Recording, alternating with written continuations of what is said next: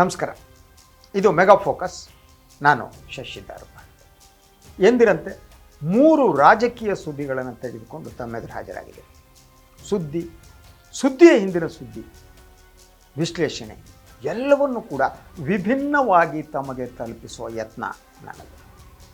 So ಇವತ್ತು ಈ 3 ಸುದ್ದಿಗಳಲ್ಲಿ ಕರ್ನಾಟಕದ ರಾಜಕಾರಣಕ್ಕೆ ಸಂಬಂಧಪಟ್ಟ ಸುದ್ದಿ ಇದೆ, ಪ್ರಧಾನಿ ನರೇಂದ್ರ ಮೋದಿ ಅವರಿಗೆ ಸಂಬಂಧಪಟ್ಟ ಸುದ್ದಿ ಇದೆ, ಹಾಗೆಯೇ ಪಾಕಿಸ್ತಾನದ ಒಂದು ಸುದ್ದಿ. ಸೊ ಪಾಕಿಸ್ತಾನದ ಸುದ್ದಿ ಏನು ಅಂತಂದರೆ, ಪಾಕಿಸ್ತಾನದಲ್ಲಿ ದೇಶ ವಿಭಜನೆಯಾಗುವುದಕ್ಕಿಂತ ಮೊದಲು ಯಾವ ನಗರಗಳಿಗೆ, ಬಡಾವಣೆಗಳಿಗೆ ಹೆಸರಿತ್ತೋ ಅದು ಪುನರ್ನಾಮಕರಣ ಮಾಡ್ತಾರೆ. ಸೊ ಕೇವಲ ಪುನರ್ನಾಮಕರಣ ಅಂತ ಅಂದರೆ ನಿಮ್ಗೆ ಅರ್ಥ ಆಗುತ್ತೆ ಇಲ್ಲ ಗೊತ್ತಿಲ್ಲ. ಅಂದರೆ ಇಸ್ಲಾಮಿಕ್ ಹೆಸರನ್ನು ತೆಗೆದುಹಾಕಿ ಹಿಂದೂ ಹೆಸರುಗಳನ್ನು ಮತ್ತೆ ಪುನರ್ನಾಮಕರಣ ಮಾಡಲಾಗ್ತಾ ಇದೆ. ಏನಿದು ರಾಜಕೀಯ, ಏನು ನಡೀತಾ ಇದೆ ಭಾರತದಲ್ಲಿ? ನಮ್ಗೆ ಗೊತ್ತಿದೆ, ಇಲ್ಲಿ ಇಸ್ಲಾಮಿಕ್ ಹೆಸರನ್ನು ತೆಗೆದು ನಾವು ಹಿಂದೂ ಹೆಸರು ಮಾಡ್ತಿದ್ದೀವಿ. ಪಾಕಿಸ್ತಾನದಲ್ಲಿರುವ ಇಸ್ಲಾಮಿಕ್ ಹೆಸರುಗಳನ್ನ ತೆಗೆದು ವಿಭಜನಾ ಪೂರ್ವದ ಹಿಂದೂ ಹೆಸರುಗಳನ್ನ ಇಡಲಾಗಿದೆ. ಆ ಬಗ್ಗೆನೂ ತಮಗೆ ಹೇಳ್ತೀನಿ. ಮೊದಲು ನೋಡೋಣ ಕರ್ನಾಟಕದ ರಾಜಕಾರಣ, ಕಾಂಗ್ರೆಸ್ ರಾಜಕಾರಣ, ಅಧಿಕಾರ ಹಂಚಿಕೆ ಹಾಗೂ ಇನ್ನಿತರ ಬೆಳವಣಿಗೆಗಳು.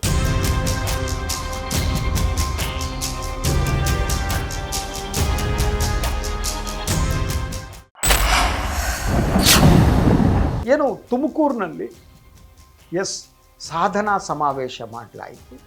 ಈ ಸಾಧನಾ ಸಮಾವೇಶದಲ್ಲಿ ಇಡೀ ಆ ಕಾರ್ಯಕ್ರಮವನ್ನು ನೇತೃತ್ವ ವಹಿಸಿ ಅದನ್ನ ಎಸ್ಟಾಬ್ಲಿಷ್ ಪ್ರತಿಯೊಂದು ಮಾಡಿದವರು ಕೂಡ ಗೃಹ ಸಚಿವರಾಗಿರುವಂಥ ಡಾಕ್ಟರ್ ಪರಮೇಶ್ವರ್. ತುಮಕೂರು ಅವರು ಗಂಡು ಮೆಟ್ಟಿನಲ್ಲ, ಅಲ್ಲೇ ಅವ್ರ ಎಜುಕೇಷನ್ ಇನ್ಸ್ಟಿಟ್ಯೂಷನ್ ಇದೆ, ಅವರ ರಾಜಕಾರಣ ಎಲ್ಲ ತುಮಕೂರಿನಲ್ಲೇ. ಸೊ ತುಮಕೂರಿನಲ್ಲಿ ಈ ಕಾರ್ಯಕ್ರಮವನ್ನು ಮಾಡಬೇಕು ಅಂತ ಹೇಳಿದವರು ಡಾಕ್ಟರ್ ಪರಮೇಶ್ವರ ಅವರು. ಅದಾದ ಮೇಲೆ ಮುಖ್ಯಮಂತ್ರಿಗಳು ಒಪ್ಪಿಗೆ ನೀಡಿದರು, ಉಳಿದವರು ಅದನ್ನ ಮುಂದಿನ ಬೆಳವಣಿಗೆ. ಆದರೆ ನಾನಿದನ್ನು ಒಂದು ಈ ಸಾಧನಾ ಸಮಾವೇಶ ಏನಿದೆ ಇದು ಪರಮೋತ್ಸವವಾಗಿ, ಅಂದರೆ ಪರಮೇಶ್ವರವರ ಉತ್ಸವವಾಗಿ ಬದಲಾದದ್ದು ಯಾಕೆ? ಅದು ಇಡೀ ಕಾಂಗ್ರೆಸ್ನ ರಾಜಕಾರಣಕ್ಕೆ ಸಂಬಂಧಪಟ್ಟಂಥ ಒಂದು.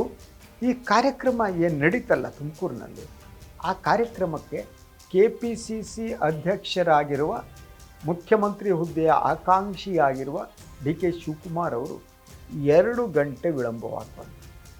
ಇದು ಕೇವಲ ಇನ್ಯಾವುದೋ ಕಾರ್ಯಕ್ರಮದಲ್ಲಿ ಸೇರಿಕೊಂಡು ವಿಳಂಬವಾಗಿ ಬಂದದ್ದ, ಅಥವಾ ಅವರು ಇನ್ನೇನು ಸಂದೇಶವನ್ನು ಕೊಡ್ತಿದ್ದಾರೆ? DK ಶಿವಕುಮಾರ್ ಅವರು ಹಾಗಿದ್ದರೆ ಏನು ಮುಖ್ಯಮಂತ್ರಿ ಸ್ಥಾನವನ್ನು ಪಡೆಯುವ ತಮ್ಮ ಹೋರಾಟವನ್ನು ಕೈ ಬಿಟ್ಬಿಟ್ರ, ಸೋಲು ಒಪ್ಕೊಬಿಟ್ರ?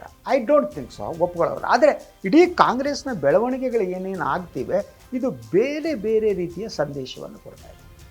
ಒಂದು ನಿನ್ನೆ ಸಂಜೆ ಸಚಿವ KJ ಜಾರ್ಜ್ ಅವರ ನಿವಾಸದಲ್ಲಿ ಹಿರಿಯ ನಾಯಕರುಗಳು ಸೇರಿದರು. ಮುಖ್ಯಮಂತ್ರಿಗಳು, ಉಪಮುಖ್ಯಮಂತ್ರಿಗಳು, ಖರ್ಗೆ ಅವರು ಇದ್ದರು. ಈ ಸಭೆಯ ಮಹತ್ವ ಏನು, ಯಾಕೆ ಈ ಸಭೆ ನಡೀತು ಅನ್ನೋದು ಒಂದು ಪ್ರಶ್ನೆ. ಅದರ ಜೊತೆಗೆ ಇಡೀ ಬೆಳವಣಿಗೆ ಇದೆಯಲ್ಲ, ಬೆಳವಣಿಗೆಗೆ ಇದಕ್ಕೆ ಇರುವಂಥ ಸಂಬಂಧ ಯಾವುದು? ಹಾಗಿದ್ದರೆ ಸಿದ್ದರಾಮಯ್ಯ ಅಧಿಕಾರವನ್ನು ಬಿಟ್ಟು ಕೊಡೋದಕ್ಕೆ ಸಿದ್ಧರಾಗಿದ್ದಾರಾ? ಹೀಗೆ ಹಲವು ಪ್ರಶ್ನೆಗಳಿವೆ. ಒಂದು, ಈ KJ ಜಾರ್ಜ್ ಅವರ ಮನೆಯಲ್ಲಿ ನಡೆದಂಥ ಈ ಸಭೆ ಏನಿದೆ ಅದರ ಬಗ್ಗೆ ರಾಜಕೀಯ ವಲಯದಲ್ಲಿ ಸಾಕಷ್ಟು ಚರ್ಚೆ ನಡೀತಾ ಇದೆ. ಆದ್ದರಿಂದ ಇದೊಂದು ಸಾಮಾನ್ಯ ರಾಜಕೀಯ ಸಮಾಲೋಚನೆ, ಊಟಕ್ಕೆ ಸೇರ್ತಾರೆ ಕಣ್ರಿ, ತಿಂಡಿಗೆ ಸೇರ್ತಾರೆ ಕಣ್ರಿ ಅಂತ ಕೆಲವರು ಹೇಳ್ತಾ ಇದ್ದರೂ ಕೂಡ ಅದನ್ನು ಮೀರಿದ ಒಂದು ಸಂದೇಶವನ್ನು ಈ ಸಭೆಯ ಮೂಲಕ ನೀಡಲಾಯಿತು ಅಂತ ಹೇಳಲಾಗ್ತಾ ಇದೆ. ಇದು ಸಂಬಂಧಪಟ್ಟಿದ್ದು ಕಾಂಗ್ರೆಸ್ನ ಒಳಗಿನ ಗುಂಪು ರಾಜಕಾರಣಕ್ಕೆ ಸಂಬಂಧಪಟ್ಟಂತೆ. ಜಾರ್ಜ್ ಅವರು ಎಲ್ಲರಿಗೂ ಗೊತ್ತು, ಅವರು ಸಿದ್ದರಾಮಯ್ಯನವರ ಆಪ್ತರು ಅಂತ. ಅದ್ರ ಜೊತೆಗೆ ಮೂಲ ಕಾಂಗ್ರೆಸ್ಸಿಗರು ಕೂಡ, ವಲಸೆ ಕಾಂಗ್ರೆಸ್ಸಿಗರು, ಅವರು ಇವತ್ತು ಕಾಂಗ್ರೆಸ್ನಿಂದ ಇದ್ದವರು, ಅವರ ಬದುಕೆ ಕಾಂಗ್ರೆಸ್ನಲ್ಲಿ ಇದ್ದದ್ದು. ಸೊ ಅದರಿಂದ ಅವರು ಆಗಿದ್ದರೆ ಸಿದ್ದರಾಮಯ್ಯನ ಪರವಾಗಿ ತಮ್ಮ ಬಲ ಪ್ರದರ್ಶನಕ್ಕೆ ಈ ಒಂದು ಸಭೆಯನ್ನು ಕರೆದಿದ್ದರು, ಅಥವಾ ಇಬ್ಬರ ನಡುವೆ ಒಂದು ಸಮತೋಲನವನ್ನು ಕಾಪಾಡುವುದಕ್ಕಾಗಿ ಹೊಸ ಒಂದು ಸೂತ್ರವನ್ನು ಅವರು ಇಟ್ಟುಕೊಂಡಿದ್ದರು. ಹಾಗಿದ್ದರೆ ಇದು ಸಂಧಾನ ಸಭೆನಾ? ಸೊ ಈ ಸಂಧಾನ ಸಭೆ ಅಂತ ಹೇಳುವುದು ಕಷ್ಟ ಇದೆ. ಆದರೆ ಅದಕ್ಕಿಂತ ಮುಖ್ಯವಾಗಿ ಒಂದು ಬಲ ಪ್ರದರ್ಶನದ ಯತ್ನ ಕೂಡ ಆಗಿರಬಹುದು ಅಂತ ಮಾಹಿತಿಗಳಿವೆ ಇದಕ್ಕೆ ಸಂಬಂಧಪಟ್ಟ ಹಾಗೇನೂ ಕೂಡ. ಒಂದು ಬಹಳ ಸ್ಪಷ್ಟವಾದ್ದು ಅಂತಂದರೆ ಡಿ ಕೆ ಶಿವಕುಮಾರ್ ಮುಖ್ಯಮಂತ್ರಿ ಆಗೋದಿದ್ದರೆ ಅವರಿಗೆ ಸಿದ್ದರಾಮಯ್ಯನವರ ಆಶೀರ್ವಾದ ಬೇಕೇ ಬೇಕು. ಸಿದ್ದರಾಮಯ್ಯನವರ ಆಶೀರ್ವಾದ ಅವ್ರಿಗೆ ಬೇಕು ಅಂದರೆ ಸಿದ್ದರಾಮಯ್ಯನವರ ಸುತ್ತಮುತ್ತ ಇರುವಂಥ ರಾಜಣ್ಣಂಥವರು, ಜಾರ್ಜ್ ಅಂಥವರು, ಇವರೆಲ್ಲರ ಒಪ್ಪಿಗೆ ಅಗತ್ಯ. ಹೀಗಾಗಿ ಇಡೀ ಈ ಬೆಳವಣಿಗೆ ಏನಿದೆ, ಈ ಬೆಳವಣಿಗೆ ಒಂದು ಸ್ಪಷ್ಟ ಸಂದೇಶವನ್ನು ಕೊಡುತ್ತೆ. ಒಂದು ಪಕ್ಷದ ಒಳಗಿರುವಂಥ ಆಂತರಿಕವಾದಂತಹ ಸಮಸ್ಯೆ ಏನಿದೆ, ಯಾವಾಗ ಅಧಿಕಾರ ಹಂಚಿಕೆ ಆಗುತ್ತೆ, ಇನ್ನೊಂದಾಗುತ್ತೆ, ಮತ್ತೊಂದಾಗುತ್ತೆ, ಯಾವತ್ತು ಮುಖ್ಯಮಂತ್ರಿ ಆಗ್ತಾರೆ, ಇಂತಹ ಚರ್ಚೆ ಅನಗತ್ಯ ಅನ್ನುವ ಸಂದೇಶ ಕೊಡುವ ಉದ್ದೇಶ ಕೂಡ ಅದರಲ್ಲಿದೆ. ಅಂದರೆ ಡಿ ಕೆ ಶಿವಕುಮಾರ್ ಮತ್ತು ಸಿದ್ದರಾಮಯ್ಯನವರ ನಡುವೆ ಒಂದು ಒಪ್ಪಂದ ಇದೆ ಅವರ ನಡುವೆ ಅಂತ.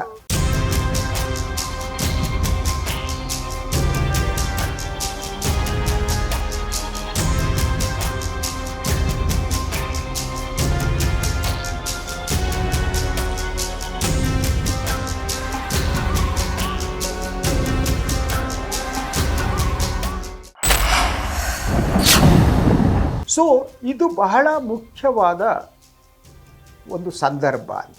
ಅಂದರೆ ಡಿ ಕೆ ಶಿವಕುಮಾರ್ ಅವರಿಗೆ ಎಟ್ ಎನಿ ಕಾಸ್ಟ್ ಸಿದ್ದರಾಮಯ್ಯನವರ ಬೆಂಬಲ ಬೇಕಾಗಿದೆ.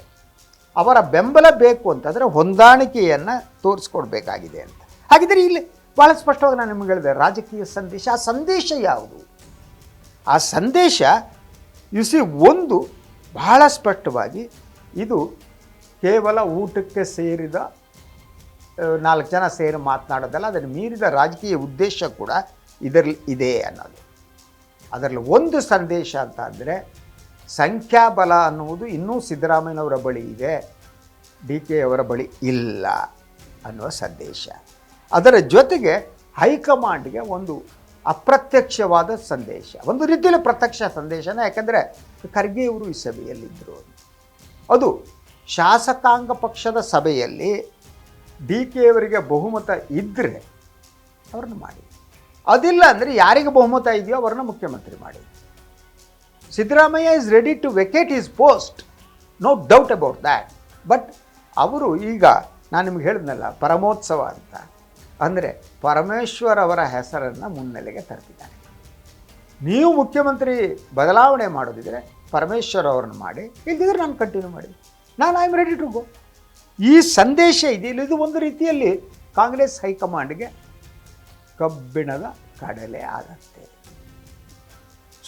ಒಟ್ಟಾರೆ ಇದರ ಫಲಶ್ರುತಿ ಏನು ಗೊತ್ತಾ?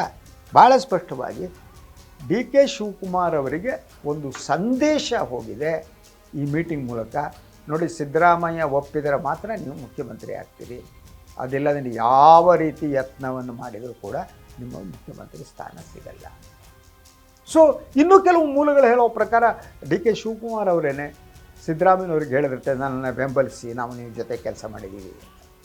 ಆಗ ಸಿದ್ದರಾಮಯ್ಯನವರು ಹೇಳಿದ್ದು, ಶಾಸಕಾಂಗ ಪಕ್ಷದಲ್ಲಿ ನಿಮಗೆ ಬೆಂಬಲ ಇದ್ದರೆ ನಂದೇನು ಆಕ್ಷೇಪ ಇಲ್ಲ, ಆದರೆ ಶಾಸಕರು ನಿಮ್ಮನ್ನು ಒಪ್ಪುತ್ತಾರೋ ಇಲ್ವೋ ಅನ್ನೋದು ಪ್ರಶ್ನೆ ಅಂತ ಹೇಳಿದ್ರು.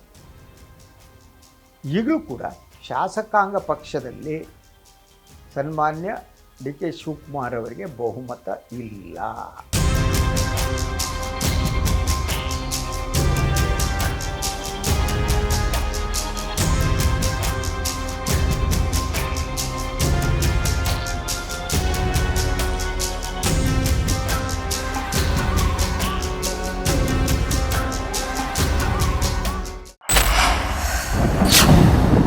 ಇದು ಮೇಜರ್ ಆದ ಬೆಳವಣಿಗೆ. 2 ದಿವಸದಲ್ಲಿ ಏನಾಗುತ್ತೋ ಗೊತ್ತಿಲ್ಲ. ಅದರ ಜೊತೆ ಖರ್ಗೆ ಅವರ ಬಗ್ಗೆ ಕೂಡ ಅವರು ಮುಖ್ಯಮಂತ್ರಿ ಆಗ್ಬೋದು ಅನ್ನುವ ಮಾತು ಕೂಡ ರಾಜಕೀಯ ವಲಯದಲ್ಲಿ ಕೇಳ್ತಾ ಇದೆ. ಕಾಂಗ್ರೆಸ್ ಅವರು ಹೇಳ್ತಾರೆ ಡಾರ್ಕ್ ಹಾರ್ಸ್ ಆಗೋದು ಬಂದುಬಿಡ್ಬೋದು. 2 ವರ್ಷ ಕಾಂಗ್ರೆಸ್ಸನ್ನು ಸೇವೆ ಮಾಡಿದಂಥ ನಾಯಕ, ನೆಹರು ನಿಷ್ಠ, ಸೋನಿಯಾ ಗಾಂಧಿ ನಿಷ್ಠ ನಾಯಕರವರು, ಆದ್ದರಿಂದ ಆಗಬಹುದು ಅನ್ನುವ ಮಾತು ಕೂಡ ರಾಜಕೀಯ ವಲಯದಲ್ಲಿದೆ. ಆದ್ದರಿಂದ ಏನೇನು ಬೆಳವಣಿಗೆ ಆಗುತ್ತೆ ಅಂತ ಹೇಳೋದು ಕಷ್ಟ, but yes, it will happen.